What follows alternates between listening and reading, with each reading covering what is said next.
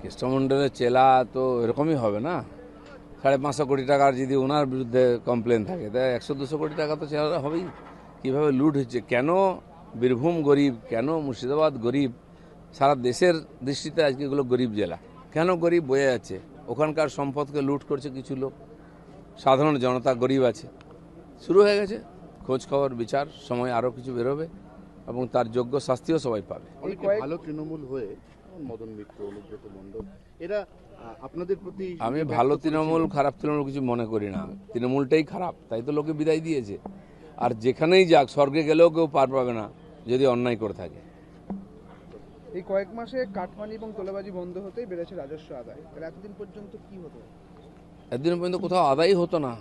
আপনি যান পঞ্চায়েতে বাড়ির ট্যাক্স দিতে, সে বলছে হচ্ছে না। তার লিঙ্ক কোথায়, কে চালায়, অনলাইন ট্যাক্স দিতে পারবে না আপনি। কেন? ইচ্ছা করে করা হয়েছে, টাকা পয়সা দিয়ে সেটিং করে সবাইকে লুট করা হচ্ছে। তো এই যে রাজস্ব, এত জমি বাড়ি বিক্রি হচ্ছে, বারবার হাত বদল হচ্ছে, কেন রাজস্ব আসতো না? সব সেটিং হয়ে যেত। সেজন্য যেখানে প্রাকৃতিক কয়লা বালি থেকে আরম্ভ করে তার ট্রান্সপোর্টের ট্যাক্স থেকে আরম্ভ করে সব লুট হতো, সব জায়গায় সেটিং করে রেখেছিল। সেগুলো যেই বন্ধ হয়েছে, সরকারের ঘরে আসতে আরম্ভ হচ্ছে টাকা। এখানে কিছুই টাকা আসতো না, দিল্লির টাকা আসতো, সেটাও লুট হয়ে যেত। সেজন্য উন্নয়ন থেকে অনেক দূরে ছিল পশ্চিমবঙ্গ, এবার গতি আসছে। মিড ডে মিলে ডিম ডিম করে অনেকে হাহাকার করলো, অনেক লেখালেখি ফেসবুকে হলো। আলটিমেটলি সিদ্ধান্ত হলো যে ইসকনের মিড ডে মিলেও ডিম দেওয়া হবে।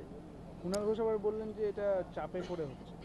শুনুন, ইসকন ঠিক করবে না কি খাওয়ানো হবে, তারা একটা এজেন্সি। আগেও তো ছিল, সেই ডিমটা তো নেতারা খেয়ে নিত, তখন কিছু বলেননি কেন? আজ যে সরকার মনে করবে পুষ্টির জন্য কম পয়সায় বাচ্চাদের ডিম খাওয়ানো হবে, ডিম তো আমরা হরিণঘাটা থেকে সাপ্লাই করি, তো নিশ্চয়ই ডিম খাওয়ানো হবে। যেটা মনে হবে, ডাক্তাররা বলবেন, তার একটা ব্যবস্থা আছে, সে অনুযায়ী হবে। কোনো এজেন্সি ঠিক করবে না কি খাওয়াবে। তৃণমূলের আমলে কোটিপতি হচ্ছে টুলু মণ্ডল। এই টুলু মণ্ডল যে আছে তার হচ্ছে যে বিয়ে, সেই বিয়েতে 150 কোটি টাকার বিয়ে হয়েছে তার মেয়ের। এত বৈভব, এত উৎসব। টুলু মণ্ডল বহু বিখ্যাত ব্যক্তি, তাকে সবাই চেনে। কয়লা খাদান এবং কোল বেল্টে সে খুব পরিচিত নাম। বহু নেতাকে খুশি করত আর নিজেরাও করে খেত। টিএমসি এরকম সব জায়গায় এজেন্ট ঠিক করেছে, পুলিশ ঠিক করেছে এদেরকে। এরা কালেক্ট করে পুলিশের হাতে দিত, সেটা নবান্ন এবং কালীঘাট পর্যন্ত আসতো।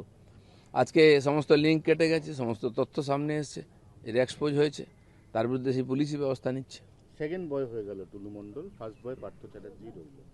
না, আরও অনেক আছে, আপনারা জানেন না। যারা পেছনের বেঞ্চে বসে আছে তারা বেশি ভারী ভরা আছে, সামনেগুলো দেখা যায়, পিছনেগুলো দেখা যায় না, আরও বেরোবে অনেক। কৃষ্ণমন্ডলের চেলা তো এরকমই হবে না। 550 কোটি টাকার যদি ওনার বিরুদ্ধে কমপ্লেন থাকে, তাই 100-200 কোটি টাকা তো চেহারা হবেই। কীভাবে লুট হচ্ছে, কেন বীরভূম গরিব, কেন মুর্শিদাবাদ গরিব, সারা দেশের দৃষ্টিতে আজকে এগুলো গরিব জেলা।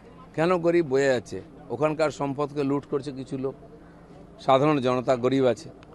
শুরু হয়ে গেছে খোঁজ খবর বিচার, সময় আরও কিছু বেরোবে এবং তার যোগ্য শাস্তিও সবাই পাবে। অনেকে ভালো তৃণমূল হয়ে যেমন মদন মিত্র, অনুব্রত মণ্ডল, এরা আপনাদের প্রতি আমি ভালো তৃণমূল খারাপ তৃণমূল কিছু মনে করি না। তৃণমূলটাই খারাপ, তাই তো লোকে বিদায় দিয়েছে।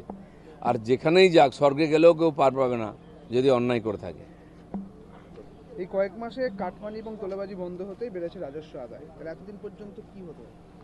এতদিন পর্যন্ত কোথাও আদায়ই হতো না। আপনি যান পঞ্চায়েতে বাড়ির ট্যাক্স দিতে, সে বলছে হচ্ছে না। তার লিঙ্ক কোথায়, কে চালায়, অনলাইন ট্যাক্স দিতে পারবে না আপনি।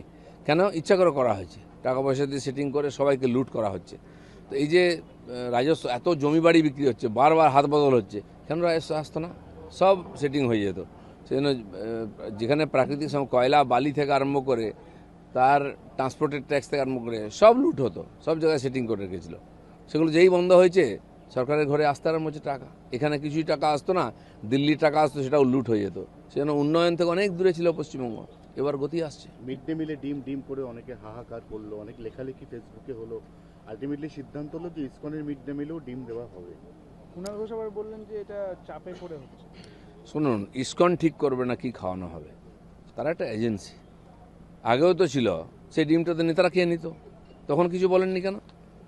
আজ যে সরকার মনে করবে পুষ্টির জন্য কম পয়সায় বাচ্চাদের ডিম খাওয়ানো হবে, ডিম তো আমরা হরিণঘাটা থেকে সাপ্লাই করি, তো নিশ্চয়ই ডিম খাওয়ানো হবে। যেটা মনে হবে, ডাক্তাররা বলবেন, তার একটা ব্যবস্থা আছে, সে অনুযায়ী হবে। কোনো এজেন্সি ঠিক করবে না কি খাওয়াবে। তৃণমূলের আমলে কোটিপতি হচ্ছে টুলু মণ্ডল। এই টুলু মণ্ডল যে আছে তার হচ্ছে যে বিয়ে, সেই বিয়েতে 150 কোটি টাকার বিয়ে হয়েছে তার মেয়ের।